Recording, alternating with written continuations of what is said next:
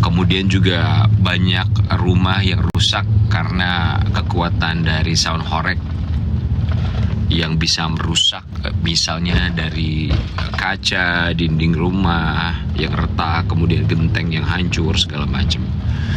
Jadi sebetulnya pro kontranya banyak. Nanti aku bahas deh. Insya Allah nanti aku tuh bakal punya konten baru di TikTok. Ya akan membuka topik seminggu ya minimal 3 kali. Nanti aku minta kalian untuk beropini dan juga berkomentar.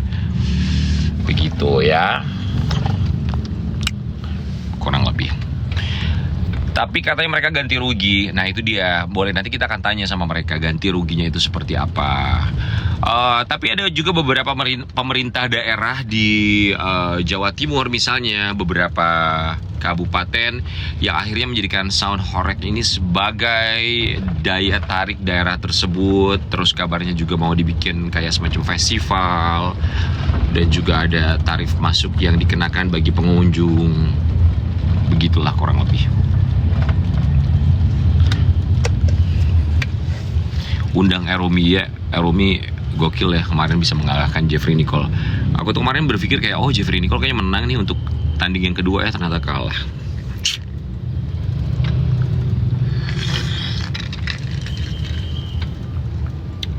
Kalau protes ada yang mengintimidasi, bentuk intimidasinya seperti apa nanti kita harus cari tahu. Kemudian juga harus ada bukti intimidasi supaya berimbang. Jember juga gara-gara horeg bupatinya menang. Nah itu dia, makanya jadi sound horeg ini dianggap sebagai satu hal yang bagi sebagian pihak ya itu dia ada keuntungan di situ. Cuman kalau ngomongin soal bupatinya aku nggak mau menanggapi ya, karena aku juga nggak tahu itu kan apakah itu valid apa enggak, kita nggak pernah tahu. Ya belum nyampe, Asti masih on the way. Bukti bahwa Jeffrey tidak setangguh tampang dan katanya macho and cool. Ya itu namanya pertandingannya, namanya olahraga, pasti ada kalah dan menang. Dan kita juga nggak tahu lah persiapan masing-masing seperti apa. Namanya pertandingan itu sama kayak kita kerja lah, namanya persiapan sudah matang, tapi apapun kan bisa terjadi gitu di hari H eksekusinya. Handy jalan kaki ke Mekah. Oh iya benar, itu ada yang jalan kaki ke Mekah ya. Kak, coba totok aura denganku untuk membuka aura. Zibodas, terima kasih banyak untuk tawarannya. Semoga usaha kamu, ikhtiarnya kamu membantu orang untuk membuka aura dimudahkan, dilancarkan. Tapi terima kasih banyak. Kalau aku buka aura apa ya?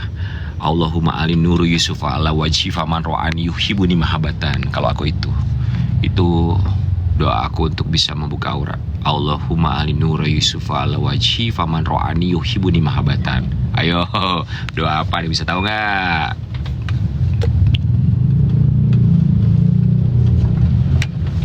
Doa apa, ayo, tahu nggak? Surat apa?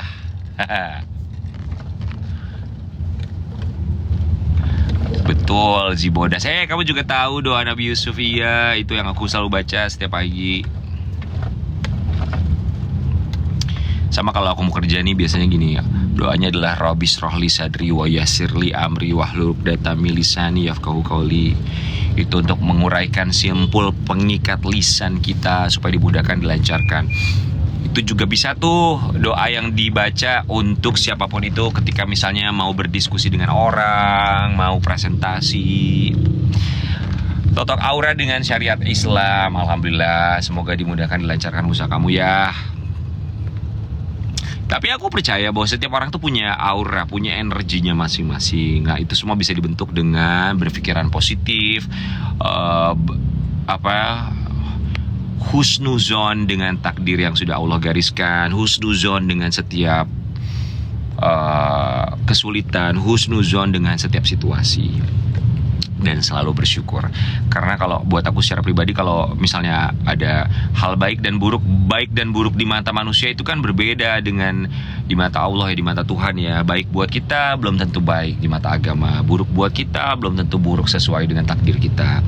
Jadi selalu berpikiran husnuzon. Akhirnya ujung-ujungnya memang harus bersyukur, karena bersyukur itu kan mengikat yang sudah ada dan menarik yang belum ada. Karena apapun itu kalau kita bersyukur pasti kita berpikiran positif.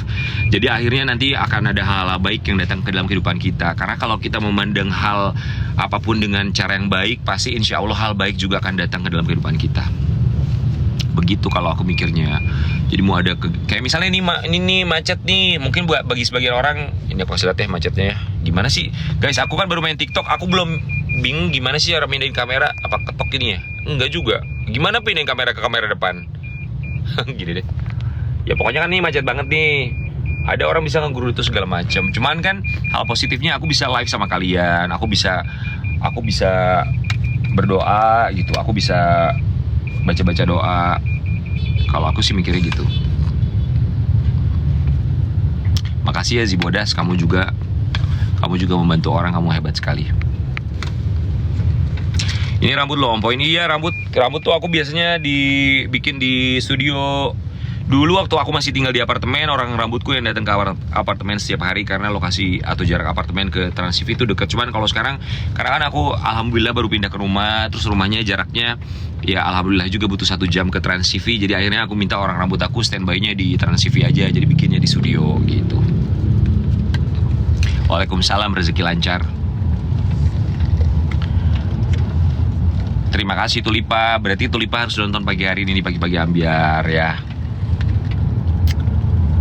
Ambiar jam berapa? Kita live 8:30 sampai 10:30, 2 jam. Habis itu aku langsung lanjut ke insert siang jam 10:30 sampai jam 10:30. Hari ini syuting pagi-pagi ambiar live 2 jam. Udah gitu langsung lanjut pindah studio ke insert siang, live juga 2 jam. Kalau bikin rambut berapa jam? Coach Rama Taekwondo? Enggak, ini paling cuma 10 menit jadi kok nggak butuh lama gitu.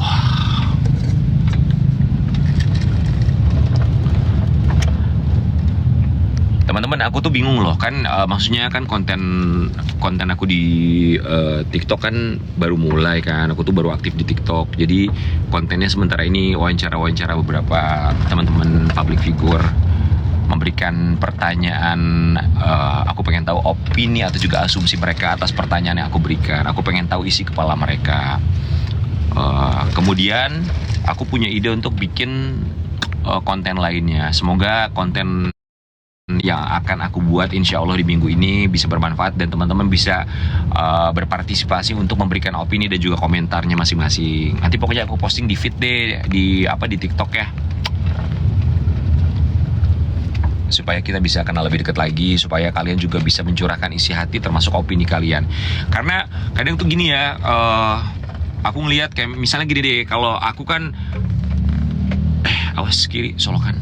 Kalau aku mikir gini, kalau aku mungkin punya platform untuk berbicara, tapi aku juga berharap semoga teman-teman yang follow aku di TikTok ini juga akan aku berikan kesempatan untuk berbicara sesuai dengan apa yang kalian ketahui, opini dan juga asumsi. Tapi aku pengennya apapun yang kalian berikan di media sosial itu tidak menyakiti siapapun. Karena sedih juga sih kalau lihat media sosial zaman sekarang, orang tuh banyak yang mungkin keadaannya sedang tidak baik-baik saja hari-hari mereka, pikiran mereka, keadaan ekonomi, permasalahan keluarga, stres segala macam. Tapi semoga tidak dilampiaskan di media sosial dengan cara memberikan komentar negatif yang sampai akhirnya menyakiti orang lain dengan alasan bahwa gua tuh mencoba untuk jujur memberikan komentar sama lo. Jangan lupa bahwa kita tuh punya pilihan sebagai manusia, menjadi benar atau menjadi baik. Kalau kalian diberikan pilihan, oke, aku mau nanya sama kalian. Kalau kalian tuh lebih suka atau lebih memilih mana? Menjadi benar atau menjadi baik? Aku punya pertanyaan itu dulu deh pagi ini buat kalian. Apa yang kalian pilih? Menjadi benar atau menjadi baik? Silakan dijawab, silakan dikomen. Menjadi benar atau menjadi baik? Rizka bilang menjadi benar. Oke, Ki bilang menjadi baik. Doria, lu aja jadi host asal jeplak. Terima kasih untuk masukannya. Oke, Ajeng bilang menjadi baik. Cancer manis menjadi baik. Ada yang bilang menjadi baik. Indraya bilang baik. Oke. Ini opini aku ya, dan opini aku mungkin tidak sejalan dengan kalian. Gak masalah, kita tidak harus sama. Itulah konsep manusia. Kalau aku diberikan dua pilihan, menjadi benar atau menjadi baik, aku akan memilih untuk menjadi baik. Sekali lagi, aku akan pilih menjadi baik. Karena kenapa? Untuk apa menjadi benar kalau akhirnya menyakiti orang lain? Lebih baik kita simpan untuk diri sendiri. Gitu, hidup cuma sekali gitu, maksudnya kenapa harus berusaha untuk mempertahankan ego kita untuk terlihat benar di mata orang lain, sementara barangkali hal tersebut bisa menyakiti orang lain. Jadi lebih baik kita menyimpan ego kita simpan untuk diri kita sendiri aja. Karena manusia tuh punya ego untuk terlihat lebih benar, dan asumsinya atau opininya ingin terdengar dan terlihat benar di mata orang lain. Gitu.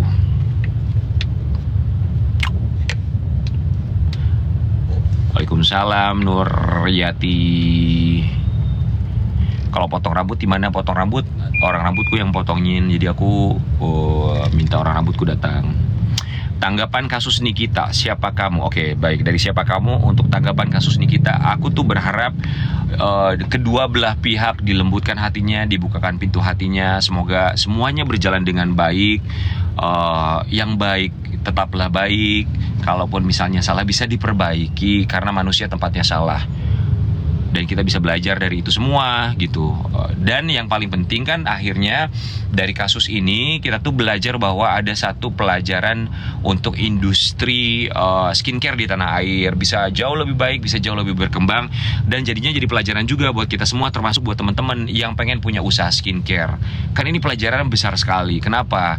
Kalau nggak ada Nikita, kalau nggak ada Dr. Reza Gladys, akhirnya kita tidak belajar. Kalau nggak ada Doktif, kita nggak belajar bahwa banyak hal, banyak kekurangan, banyak celah yang pada akhirnya bisa merugikan berbagai pihak.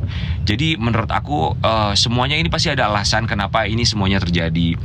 Yang akhirnya mudah-mudahan kalau kalian jadi pengusaha skincare, jadi dokter kecantikan, jadi pelajaran lah buat semuanya dalam mencari rezeki. Kalau aku berpikirnya seperti itu aja.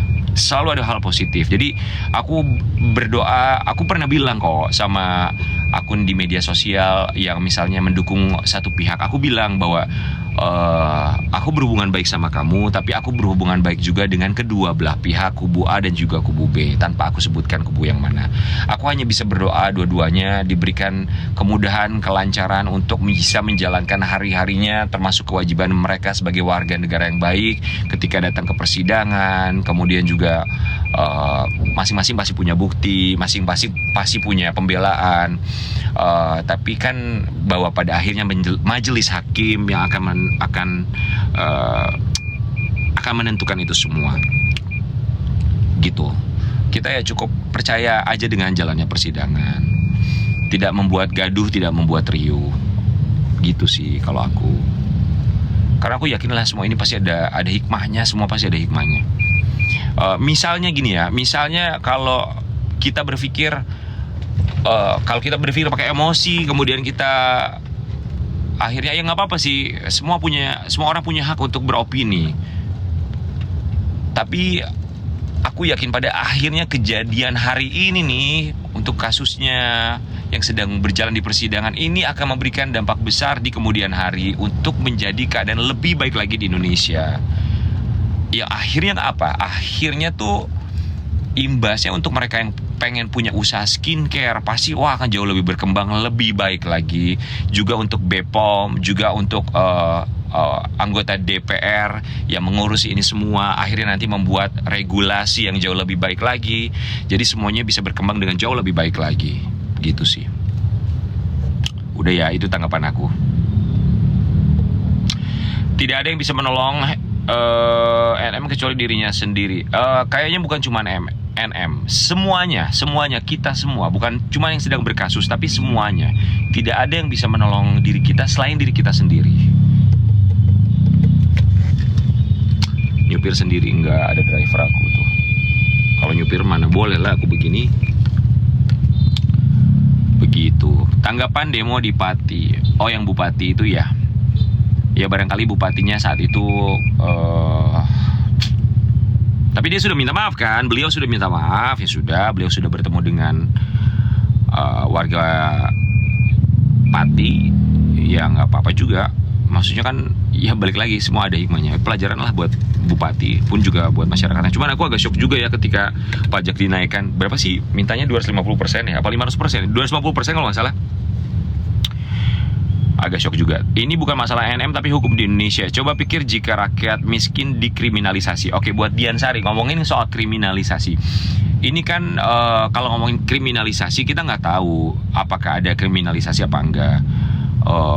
Kalau ada, ya kan memang ini kan sedang berjalan juga sama pihak KNM dan juga kuasa hukumnya sedang dilaporkan ke KPK. Nah, kita akan lihat apakah betul sesuai nanti pembuktian, apakah ada kriminalisasi. Kalaupun ada kriminalisasi, kemudian saat dilaporkan dan akhirnya itu valid, terbukti ada kriminalisasi, ya. Dan sekarang kan ini jadi kasus yang menjadi sorotan satu negara nih, satu Indonesia. Semua netizen tuh lagi fokus ke sini. Kalau memang betul ada kriminalisasi, ya berarti akan ditindak. Nah, artinya apa? Kalau nanti pada persidangan-persidangan kasus lainnya, jika merasa mereka ada kriminalisasi, ini ada satu pelajaran, ya tinggal dilaporkan ke KPK, gitu loh. Pak Sikarian potong rambut di Hair Nerd Studio? Enggak, bukan di situ. Sumba Barat NTT, iya pengen banget NTT, bagus banget. Pernah sekali NTT, bagus banget. Potong rambut, iya ini udah kepanjangan belum potong rambut. Insya Allah minggu ini. Gitu. Tong rewok teuing, ini memang tahu brewok ya. Bukan satu Indonesia, ini berita sudah masuk ke TV Taiwan dan juga Jepang. Guys, sadar atau enggak, berita apapun yang viral di Indonesia, bukan hanya berita ini saja, akan masuk ke media internasional. Kenapa? Karena kita itu negara berkembang dengan tingkat perkembangan ekonomi yang cukup pesat di dunia. Kemudian juga jumlah penduduk kita sangat banyak sekali. Dan Indonesia merupakan market yang besar bagi negara-negara maju. Makanya apapun yang ada di Indonesia, pasti pemberitaan yang viral akan juga naik di negara mereka. Karena negara kita memang satu negara yang memang dipantau karena market yang begitu besar sekali. Begitu. Oke, buat Cemento Dobrako Pintuno, kan ini hasil doanya. Kalau itu aku nggak mau komentarin ya. Mas Jun sama Mbak Salama itu siapa ya? Selomita. Sarapan apa tadi? Baru makan telur rebus 3 biji. Telur ayam kampung.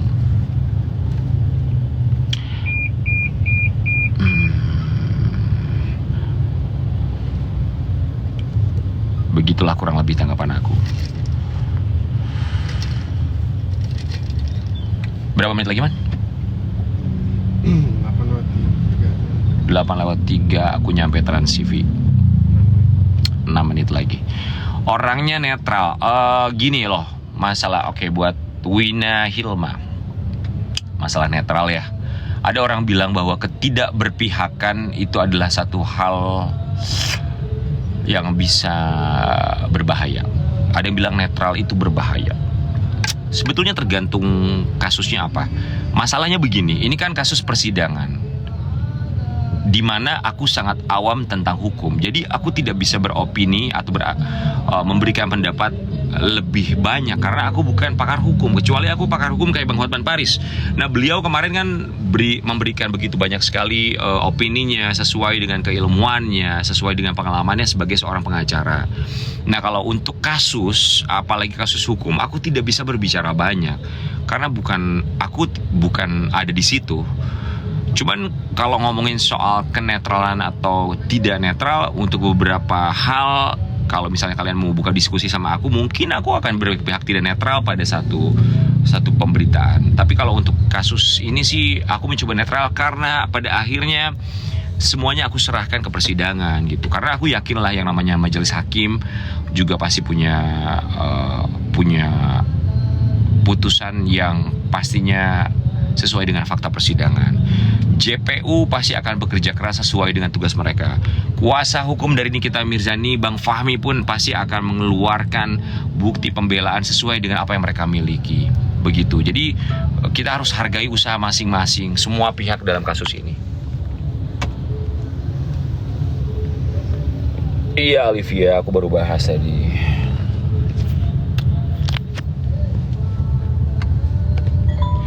JPU apaan disuap? Oke, buat Hai Orlin. Ini kan Nikita Mirzani sudah melaporkan ke KPK. Kalau kamu bilang disuap sekarang, itu kan baru dugaan. Diduga disuap, itu bisa pakai kalimat diduga disuap. Tapi kan harus dibuktikan. Kalau sudah memang terbukti, ya baru kita bisa bilang memang JPU disuap. Tapi kalau misalnya belum ada bukti, dituding disuap. Itu sebetulnya kalimat yang atau pemilihan kata-kata yang kata yang berbedanya tuh cuman satu, tapi artinya bisa berarti begitu banyak sekali.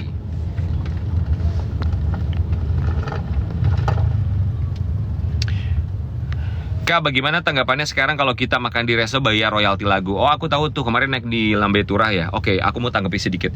Coba kalau kalian hitung billnya ya guys, itu kayaknya editan untuk harga lagu ya, royalti lagu per satu pengunjung itu di bon makanannya di billnya 29.000 kalau aku nggak salah. Kalau kalian hitung harga dari awal sampai akhir itu harganya nggak sama kok. Jadi menurut aku itu editan. Jadi kita juga nggak boleh terpancing lah sama apa yang ada di media sosial. Belum tentu benar. Begitu. Kayaknya nggak mungkin ya kalau misalnya lagu royalti itu dibebankan ke pengunjung kita, misalnya sebagai pengunjung resto, pengunjung kafe, itu tidak mungkin sama sekali.